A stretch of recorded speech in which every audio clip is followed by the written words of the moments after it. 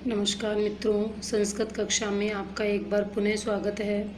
हम संस्कृत कक्षा के अंतर्गत शब्द रूपों का अध्ययन कर रहे थे तथा हमने विभिन्न प्रकार के शब्द रूपों का अध्ययन किया। स्त्रीलिंग, पुल्लिंग, नपुंसकलिंग, सर्वनाम शब्द इत्यादि शब्दों का हमने अध्ययन किया। अतः अब हम इनसे रिलेटेड कुछ जो प्रश्नोत्तरी थी उसका अध्ययन कर रहे थे। ये देखिए, मातृ शब्द सप्तमी विभक्ति के एक वचन में रूप होगा मातृ। संस्कृत शब्दों में प्रथमा तथा पंचम शब्द नहीं मिलते हैं। दत्त है, भवत भी मिलता है, पठत भी मिलता है और पतत भी मिलता है। ठीक है। वाच्य शब्द का चतुर्थी विभक्ति का बहुवचन रूप होगा वाग्यभ्य है। भगवत शब्द का पंचमी का बहुवचन में रूप होगा वह है भगवताम। और अप्सरा शब्द का चतुर्थी का बहुवचन का रूप होगा अप्सराभ्याम। इसी प्रकार से नृ शब्द का षष्ठी विभक्ति का बहुवचन रूप होगा नृणाम। मधु शब्द का सप्तमी विभक्ति का एक वचन का रूप होगा मधुनी। वेदस शब्द का प्रथमा विभक्ति का एक वचन का रूप होगा वेधा। जगत शब्द की तृतीय विभक्ति का बहुवचन में रूप होगा जगदाभि। आत्मने शब्द की तृतीय विभक्ति के द्विवचन का रूप होगा आत्माभ्य। सर्व शब्द का स्त्रीलिंग पंचमी विभक्ति में एक वचन में रूप होगा सर्वस्या। भू शब्द उकारांत सप्तमी के बहुवचन का रूप द्वयम क्या होगा? इसका होगा अपने पास में भू शब्द में होगा आपका भुवम और भुवि। ठीक है। अब नेक्स्ट हम चलते हैं। किम शब्द का स्त्रीलिंग तृतीय विभक्ति का बहुवचन का रूप क्या होगा? काभी। स्वसा, दुहिता, याता, माता ये किस लिंग के रूप हैं? स्त्रीलिंग के। यत शब्द स्त्रीलिंग तृतीय विभक्ति का एक वचन का रूप क्या होगा? यया। वाच्य शब्द का सप्तमी विभक्ति का बहुवचन का रूप क्या होगा? वाक्षु। और मनस शब्द की तृतीय विभक्ति का बहुवचन होगा मनोभी। दधि शब्द की सप्तमी विभक्ति का सप्तमी विभक्ति क्या होगी? दधिनी या दधिनी, कुछ भी कह सकते हैं हम। ददनो और दधिशु। इसी तरह से उकारांत गुरु शब्द के संबोधन में द्विवचन में रूप होंगे हे गुरु। नृ शब्द की तृतीय विभक्ति के एक वचन का रूप होगा नृ। इकारांत पति शब्द के संबोधन का एक वचन होगा हे पते। महत शब्द की द्वितीय का एक वचन का रूप होगा महांतम। और लक्ष्मी शब्द का प्रथमा विभक्ति का एक वचन का रूप होगा लक्ष्मी। एनाम, एने, एना ऐसा किस सर्वनाम के रूप होते हैं? इदम के स्त्रीलिंग के रूप होंगे। ऐसी चतुर शब्द की चतुर्थी विभक्ति के बहुवचन में रूप हो जाएगा चतुर्भ्य। इसी तरह से जहाँ शुद्ध शब्द होगा वह है आशीष। शुद्ध शब्द क्या होगा इसमें? आशीष। ऐसे भूपति शब्द का तृतीय विभक्ति का एक वचन का रूप होगा भूपतिना। महिमनय शब्द में प्रथमा का एक वचन का रूप होगा महिमा। स्वंभू शब्द में तृतीय के बहुवचन में रूप होगा स्वंभू शब्द में तृतीय का जो बहुवचन का रूप होगा तृतीय विभक्ति का बहुवचन स्वयं भी। अदश शब्द में नपुंसकलिंग का रूप होगा अदय प्लस अमु और अमुनी। और अग्नि शब्द की चतुर्थी का एक वचन क्या होगा? अग्नये। और इसी तरह से आप शब्द की षष्ठी विभक्ति का बहुवचन हो जाएगा आपम। करीन शब्द की सप्तमी विभक्ति का एक वचन का रूप हो जाएगा करीनो। तो मित्रों, वैसे तो हम इनका रिवीजन ही कर रहे हैं केवल, लेकिन इनको याद रखने के लिए हमको शब्द रूपों को याद रखना, मनन करना अति आवश्यक है। रोजाना बिना किसी एक भी दिन नागा किए रोजाना हमें शब्द रूपों का अध्ययन करना चाहिए। अध्ययन से मेरा मतलब है कि एक बार चलते फिरते भी यदि मन में भी हम रिपीट कर लेते हैं तो शब्द रूप हमारे कंठस्थ हो जाते हैं और हम उन्हें नहीं भूलते हैं। देखो आगे, मध्वन शब्द की तृतीय विभक्ति का एक वचन का रूप होगा मधुना। और ततस्तिवस शब्द में प्रथमा विभक्ति का द्विवचन का रूप होगा ततस्थुसी। वधु शब्द की चतुर्थी विभक्ति का एक वचन हो जाएगा वध्वय। सुहद शब्द षष्ठी विभक्ति का एक वचन का रूप हो जाएगा सुहद। नामने शब्द का सप्तमी विभक्ति के बहुवचन का रूप हो जाएगा नानसु। और पुर शब्द की प्रथमा का एक वचन का रूप हो जाएगा पू। और मति शब्द की तृतीय के एक वचन का रूप हो जाएगा मत्या। और इसी तरह से तपस शब्द की तृतीय विभक्ति का बहुवचन होगा तपोभी। गो शब्द की षष्ठी एक वचने रूप है गो। सुधी, प्रोधी, सेनानी, इसका लिंग क्या होगा? इकारांत स्त्रीलिंग। पुंसे शब्द में सप्तमी विभक्ति का बहुवचन होगा पुंसु। नो शब्द में द्वितीया के बहुवचन का रूप हो जाएगा नावह। और रति शब्द का तृतीया के एक वचन का रूप हो जाएगा रत्या। वाक्य शब्द में तृतीय विभक्ति का एक वचन का जो रूप है वह होगा वाच्य है। और इसी तरह से पथीन शब्द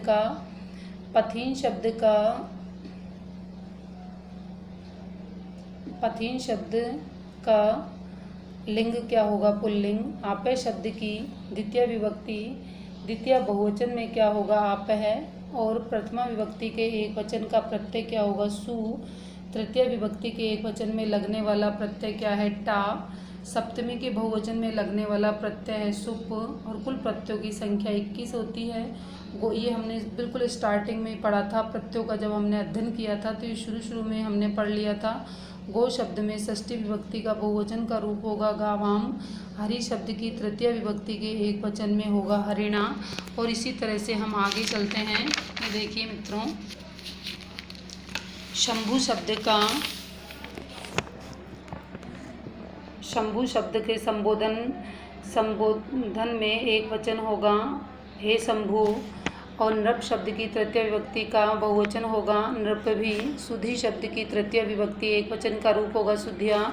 सखी शब्द का प्रथमा का बहुवचन हो जाएगा सखाय। लिहि शब्द का चतुर्थी का एक वचन ली है। युष्म शब्द की षष्ठी के एक वचन का रूप होगा ते। धनुष शब्द का लिंग क्या होगा? पुल्लिंग। भवत शब्द की चतुर्थी का एक वचन होगा भवते। अनाहु है शब्द का प्रथमा बहुवचन के रूप क्या होंगे? अनडु हैं। तत् शब्द के पुल्लिंग स्त्रीलिंग प्रथमा विभक्ति का रूप होगा थे। बुद्धि शब्द की सप्तमी विभक्ति के तीनों वचन में रूप क्या होंगे? बुद्धो, बुद्धयो, बुद्धिषु। विश्वव्यापक शब्द का सप्तमी एक वचन का रूप क्या होगा? विश्वव्यापी। यहाँ शुद्ध रूप क्या होगा? अन्वेक्षणम। श्रिय शब्द किस विभक्ति? देखो अन्वेक्षम गलत है, अन्वेक्ष्याम भी गलत है और अन्वेक्षणम भी गलत है। तो क्या हो जाएगा हमारे पास में? अन्वेक्षणम। श्रिय शब्द किस विभक्ति का है? तृतीय विभक्ति का। इसी तरह से चाता, त्वम, अहम, चंद्रमोभ्यम, यहाँ पर स्त्रीलिंग शब्द है चाता। और इदम शब्द का स्त्रीलिंग षष्ठी विभक्ति का बहुवचन हो जाएगा आसाम। किम शब्द का स्त्रीलिंग चतुर्थी का एक वचन रूप क्या होगा? कस्मय, कश्य। तत् शब्द के स्त्रीलिंग षष्ठी विभक्ति के बहुवचन के रूप होंगे तासाम। इदम शब्द पुल्लिंग तृतीया द्विवचन के रूप हो जाएंगे आवाभ्याम। केशाम, कासाम और केसाम, इनमें से कौन सा शब्द नहीं है? यत शब्द नहीं है। शुद्ध रूप क्या होगा? उज्ज्वल, उत प्लस ज्वल। मैंने बताया था ना संधि विच्छेद में, ग्रामे, नगरे, कवे, वने। किसका सप्तांत नहीं है? कवे का। भू शब्द का उकारांत सप्तमी एक वचन शुद्ध रूप क्या होगा? भूवि और भूवो। यहाँ शुद्ध रूप क्या है? दुरावस्था। चमू, इसका पंचमी विभक्ति क्या होगी? चमवा। संधि शब्द का द्वितीय का एक वचन द्वितीय बहुवचन में रूप क्या होगा? संधि न है। और कौन सा शब्द आदर सूचक नहीं है? आई, भो, अय, रे नहीं है। इसमें शुद्ध रूप क्या होगा? पंडित है। शत्रु शब्द का सप्तांत सप्तमी रूप क्या होगा? सत्रह। शत्रु सत्रवे भी नहीं है, सत्रवे चतुर्थी का है। शत्रुनी षष्ठी का एक वचन है। और क्षत्री कोई रूप नहीं है, इसलिए यही होगा। ठीक है, ऐसे ही अब हम आगे चलते हैं। शुद्ध रूप क्या होगा इसमें? व्रतर्षणा। इसी तरह से चंद्रमा से शब्द की द्वितीय और तृतीय और चतुर्थी विभक्ति के द्विवचन के रूप होंगे चंद्रमोभ्याम, चंद्रमोभ्य और चंद्रमोभ्य। शुद्ध रूप क्या है? पुरस्कार है। आत्मा शब्द की द्वितीय विभक्ति के रूप हो जाएंगे आत्मनो। कर्मण शब्द का पंचमी का एक वचन होगा कर्मण है।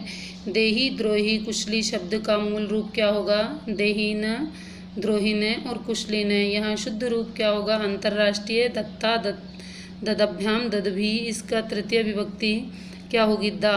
ग्लो, ग्लोरे, गोरी, इसमें एक चंद्रकला अर्थ है ग्लो शब्द। और यहाँ शुद्ध रूप क्या होगा? अभ्युदय है। विश्वव्यापक है शब्द का प्रथमा विभक्ति का एक वचन क्या होगा? विश्वपा और विश्वपाहा। और यहाँ शुद्ध रूप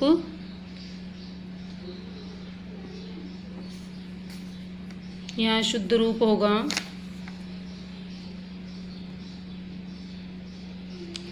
नृशंस है,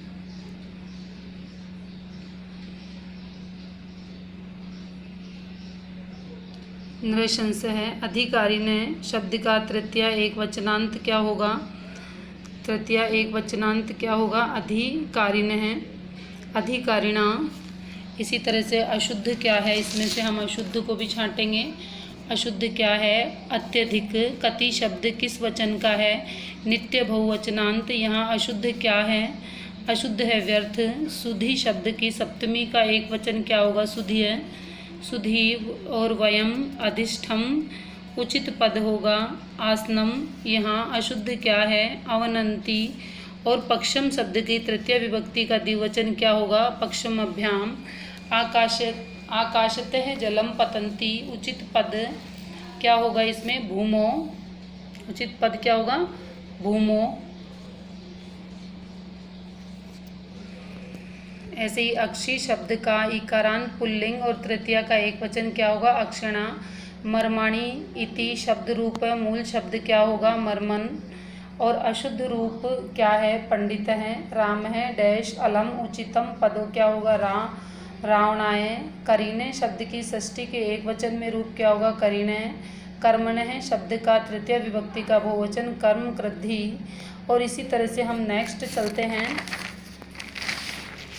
ये देखिए, निम्ने कै शब्दों अस्ति यस्य संस्कृत सर्वाणी शब्द रूपाणी प्राप्यन्ते। कौन सा शब्द है जिसमें संस्कृत के सभी रूप मिलते हैं? महत। कियत शब्द का पुल्लिंग द्विवचन एक वचन रूप क्या होगा? कियन्ते। रात्रि शब्द का प्रथमा द्वितीय रूप होगा रात्रि। माध्वन शब्द का षष्ठी विभक्ति में बहुवचन होगा माध्वनम। और श्वान शब्द का सप्तमी द्विवचन का रूप क्या होगा? शुनो। और डैश रामायणम कदापि न पठितवन्तः तम। उचित पद क्या होगा? तय। और एतद है शब्द स्त्रीलिंग षष्ठी का बहुवचन होगा एषणम। चय पय इसका लिंग क्या होगा? नपुंसक लिंग। ए ओ ओकारांत शब्द किस लिंग में नहीं होते हैं? पुल्लिंग और स्त्रीलिंग में। दुह शब्द की सप्तमी का बहुवचन शुद्ध रूप क्या होगा? दुक्षु। कार्य सर्वदा स्मर्तव्यम। उचित पद होगा सर्वे। एतदः शब्द का नपुंसकलिंग के रूप होते हैं एतत्, एते, एतानि। और प्रत्यय शब्द का प्रथमा एक वचन का रूप क्या होगा? प्रांग है। ओकारांत पुल्लिंग गो तथा द्वितीय विभक्ति का बहुवचन के रूप होते हैं गा। ऐसे ही सखी शब्द के प्रथमा विभक्ति के एक वचन के रूप होंगे सखा। सुधी शब्द के तृतीया के एक वचन का रूप होगा सुधिया। और कृषक है अजय नयति। उचित पद रिक्त स्थान में क्या होगा? ग्रामम। रवि शब्द की सप्तम विभक्ति के द्विवचन में रूप होगा रवयो। और इसी तरह से भा, भाषो, भाषय ये किसके रूप हैं? भा शब्द के। पति शब्द का सप्तमी का एक वचन का रूप हो जाएगा पत्यो। डैश खलवट है, यहाँ कौन होगा? सिरशाम। सिर से खलवट का मतलब होता है गंजा, है ना। वारी शब्द की पंचमी विभक्ति के एक वचन के रूप क्या होंगे? वारिण है। ऐसे ही दार शब्द के किस लिंग का है? नपुंसक लिंग का। और उकारांत पुल्लिंग का गुरु शब्द किस शब्द का द्विवचन में रूप होगा? गुरुन। मातृ शब्द का प्रथमा के बहुवचन में क्या होगा? मात्र है। स्वयंभू शब्द में सप्तमी एक वचन के रूप क्या होंगे? स्वयंभूई। और वस्तु शब्द किस लिंग में होता है? नपुंसक लिंग में। मात्र शब्द का द्वितीय बहुवचन में क्या रूप होगा? मात्र है। मारुत शब्द के रूप कितनी बार आते हैं? 4 बार आते हैं। ऐसे ही निम्न स्त्रीलिंग कौन सा है? उपा है, मतलब जूता। हरि में डैश उपवसति वैकुंठम। हरि कहाँ रहते हैं? वैकुंठ में रहते हैं। और धात्र शब्द में षष्ठी के द्विवचन का रूप होगा धात्रो। इसी तरह से नाम शब्द के नपुंसक लिंग में हो जाएगा सत्य। से ग्लो शब्द की तृतीय विभक्ति का बहुवचन ग्लाव है। संपद है, आपद है, मृद है आदि शब्दों के रूप चलते हैं। सुहृद शब्दवत है। और कल्पना शब्द की सप्तमी विभक्ति के एक वचन के रूप होंगे कल्पयानम। दधि शब्द की पंचमी का एक वचन का रूप होगा दधना। मनीष द्वयम, यह शुद्ध रूप होगा गच्छति। रमा, मनः, सुरेश, मति। इसमें नपुंसकलिंग के शब्द कौन से हैं? मनः शब्द है, धो, दिवो, दिवः, ये किसके रूप होते हैं? दिव शब्द के। मति का षष्ठी का बहुवचन का रूप क्या हो जाएगा? मति नाम। तेन सह भाषितवान, उचित पद के द्वारा रिक्त स्थान की पूर्ति करें। अहम, अहम शब्द का स्त्रीलिंग की तृतीय विभक्ति का बहुवचन है अमुभी। डैश राजा प्रति वसति, इसमें उचित पद में रिक्त स्थान की पूर्ति करें। कश्चित है। धनुष शब्द की प्रथमा विभक्ति के बहुवचन के रूप क्या होगा? धनुषी। आत्मने शब्द की पुल्लिंग का रूप होगा इनस है। साम्राज्य, परिव्रज्य और विश्वव्रज्य इसका लिंग है पुल्लिंग। धेनु शब्द का सप्तम एकवचन का रूप क्या होगा? धेन्वः। राजा शब्द की चतुर्थी एकवचन के रूप होंगे राजाभ्य। नपुंसक शब्द चर्म है, नख भी नहीं है, केश भी नहीं है और क्रोध भी नहीं है, क्या है? चर्म है। सर्व शब्द के सर्वनाम का पुल्लिंग प्रथमा का बहुवचन क्या होगा? सर्वे। ऐसे ही ददंती शब्द का शुद्ध रूप क्या होगा? ददत। शब्दस्य नपुंसके। शिशु शब्द की तृतीया का एक वचन का रूप क्या होगा? शिशुना। तत् शब्द की स्त्रीलिंग षष्ठी के बहुवचन क्या होगा? ताम, तासाम। भगवत शब्द का भगवत रूप कब नहीं होता? प्रथमा के एक वचन में। नृपति शब्द में तृतीया एक विभक्ति के एक वचन में रूप क्या होगा? नृपति नाम। ऐसे ही स्त्री शब्द की षष्ठी के द्विवचन में रूप होगा स्त्रिय, है ना। अब इसी तरह से हम आगे चलते हैं। युष्मत शब्द के षष्ठी एक वचन के रूप होंगे त्वय। भगवत शब्द में भवत कहाँ तथा कितनी बार आया है? 3 बार। द्वितीय विभक्ति बहुवचन पंचमी के एक वचन में, षष्ठी के एक वचन में। वारिणी किस में विभक्ति है? प्रथमा और द्वितीय दोनों में। शुद्ध रूप क्या होगा? श्रृंगार। और दधि शब्द का प्रथमा द्विवचन के रूप क्या होंगे? दधिनी। और यथा यहाँ मूल शब्द क्या है? यत। और इस तरह से मित्रों शब्द रूप से रिलेटेड जो हमारा चैप्टर है वो कंप्लीट हो गया। और इसी तरह से हम एक बार धातु रूपों का भी दोहरान करेंगे। और यह जो जानकारी मैंने आपको दी है वो बिल्कुल सटीक जानकारी है। फिर भी यदि इसमें आपको कहीं कोई मिस्टेक लगी या कुछ समझ में नहीं आया तो आप मुझे कमेंट के माध्यम से जवाब दे सकते हैं, बता भी सकते हैं और पूछ भी सकते हैं। मैं भी आपकी तरह एक स्टूडेंट ही हूँ और यह कक्षा 6 से लेकर के लेकिन थोड़ी बहुत संस्कृत के स्टूडेंट के साथ साथ थोड़ी बहुत संस्कृत की जानकार भी हूँ और इसीलिए मैंने आपको संस्कृत का अध्ययन करवाया है। यह कक्षा 6 से लेकर के read level 1st and 2nd और आपके सी-टेट, एस-टेट, यूपी-टेट और किसी भी प्रकार की संस्कृत की 1st ग्रेड 2nd ग्रेड की परीक्षाएं और बीए तक की कक्षाओं के लिए यह इसमें उपयोगी जानकारी है। यदि आपको मेरे द्वारा दी गई जानकारी अच्छी लगती है तो आप मेरे चैनल को लाइक करें, शेयर करें, सब्सक्राइब करें और घर से बाहर न निकलें, घर में रहें, सुरक्षित रहें और इसी तरह से आप अध्ययन करते रहें, जिससे कि धीरे धीरे यदि हम अध्ययन करते रहते हैं तो हमको जब एक साथ परीक्षा नज़दीक आ जाती है तो हमको कोई बर्डन नहीं होता और एक बार में ही हम आसानी से उस कार्य को कर पाते हैं। अतः लगातार निरंतर अनवरत रूप से अपने परिश्रम करते रहें, जिससे कि आपको उसका उचित फल भी आपको उसका प्राप्त होगा।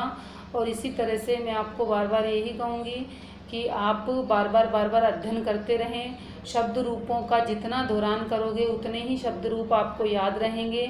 यदि शब्द रूपों का दोहरान नहीं किया जाता तो चाहे कितना भी बड़ा धुरंधर हो, कितना भी बड़ा होशियार हो, शब्द रूपों में गलती हो ही जाती है। और शब्द रूपों से रिलेटेड कम से कम 5 से 6 प्रश्न पूछे जाते हैं और शब्द रूपों से रिलेटेड ही हमारे कारक को भी यह रिलेट करेगा, हमारे अशुद्धि संशोधन को भी यह रिलेट करेगा, हमारे अनुवाद का जो कार्य होगा उसको भी यह रिलेट करेगा, है ना। इससे रिलेटेड बहुत सारी चीज़ें हैं। जैसे हमने प्रत्ययों का अध्ययन किया तो वहाँ भी हमारे शब्द रूपों का वर्णन था, वहाँ भी कहीं ना कहीं हमको शब्द रूप मिले थे। अतः आपसे मेरा अनुरोध है कि बार बार आप इसका अध्ययन करें और अध्ययन करने के साथ साथ हो सकता है तो 7 दिन में एक बार एक रूप को लिख भी लिया करें।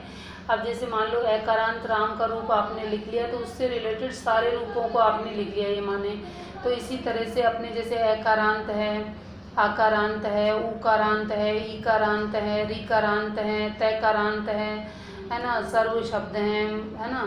इस तरह से हम जो भी हमारे पास में इम्पोर्टेंट शब्द रूप है, हम उनको लिख कर के भी उनका अध्ययन कर सकते हैं। अतः आपको मेरे द्वारा दी गई जानकारी यदि पसंद आई है तो आप मेरे चैनल को लाइक करें, शेयर करें, सब्सक्राइब करें और अपने दोस्तों के साथ भी बांटें। घर में रहें, सुरक्षित रहें। जय हिंद, जय भारत, नमस्कार।